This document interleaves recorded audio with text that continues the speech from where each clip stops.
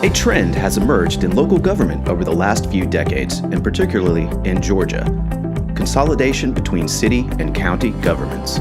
If consolidation is something you would like to know more about, we'd like to provide you with answers to some frequently asked questions like, what is a consolidated government? Why do some governments decide to consolidate? What happens when a community decides to move forward with consolidation? And how does a community know what's right for them? Discovering the answers to these questions will help you know what to expect going forward. We are the University of Georgia's Carl Vinson Institute of Government, and our faculty has assisted a number of Georgia cities and counties in exploring consolidation.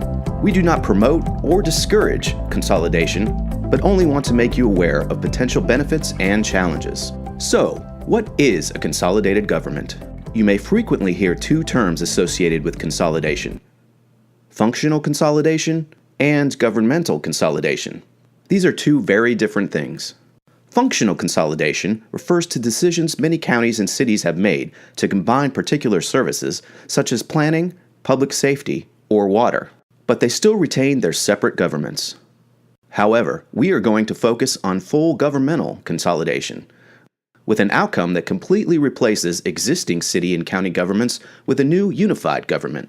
In this form of consolidation, a newly elected body takes the place of a previous city council and county commission, and all services are combined. Here's a little history. The first consolidated government was New Orleans in 1805, followed by a number of places you might recognize here. Georgia is unique in that it has more city-county consolidations than any other state. So, why do we have so many? Georgia has the most because there are fewer legal differences between cities and counties than found in many states. And in Georgia, cities and counties frequently offer similar services to their residents. The first successful city-county consolidation in our state occurred with the creation of Columbus-Muskogee County in 1971. Consolidation can also come in all sizes, some with populations exceeding 100,000 people, while others are much smaller. There are no size limitations on which governments can consolidate. City-county consolidation can have potential benefits to communities, both large and small. Which brings us to our next question. Why do some governments decide to consolidate? There are a number of valid reasons to consider consolidation. For example, by combining city and county governments, business can benefit from one-stop shopping for economic development. Communities can realize cost savings from economies of scale in purchasing. Additional revenue sources may be added from franchise fees. There are legal advantages of being both a city and a county. There is increased efficiency by eliminating city-county coordination problems. Opportunities are created to begin anew, to do things differently. However, in addition to these potential benefits, there are also possible downsides, including the fact that a single bigger government is not always better. The perception that dealing with the known is better than the unknown. Costs associated with transition to a single government. The view that competition between local governments is good. The belief that if it's not broken, why fix it? And the concern that the typical decrease in number of elected offices available can be a disadvantage to minorities.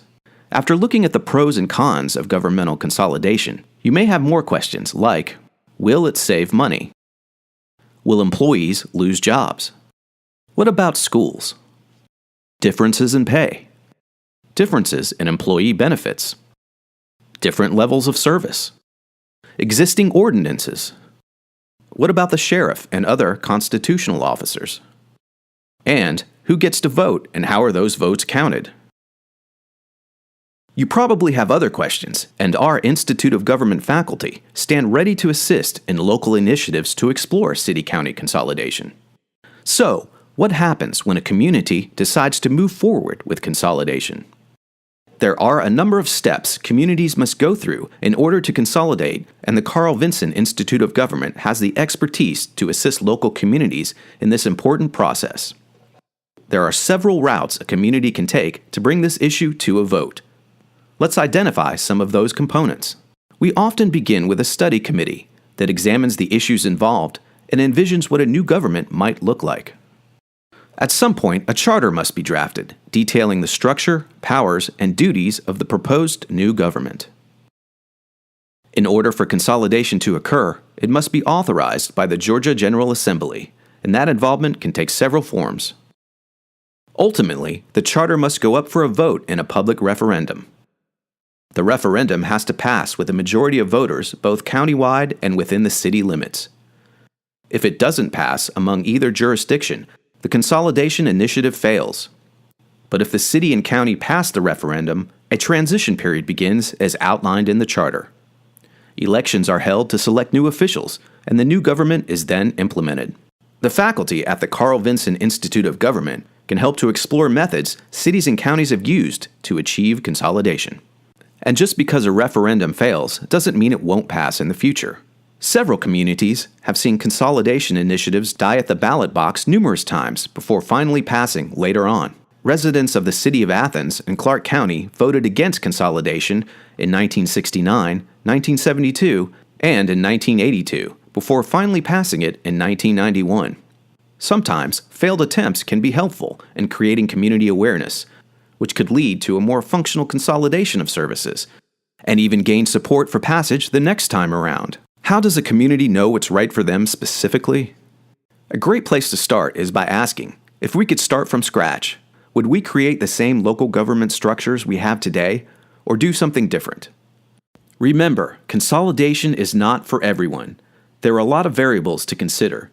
To find out more information or answers to other questions about consolidation, legal issues, proper charter wording, or fiscal considerations, contact us at the University of Georgia's Carl Vinson Institute of Government. We're here to help you find the answers that best fit your community, and we're here and ready to assist.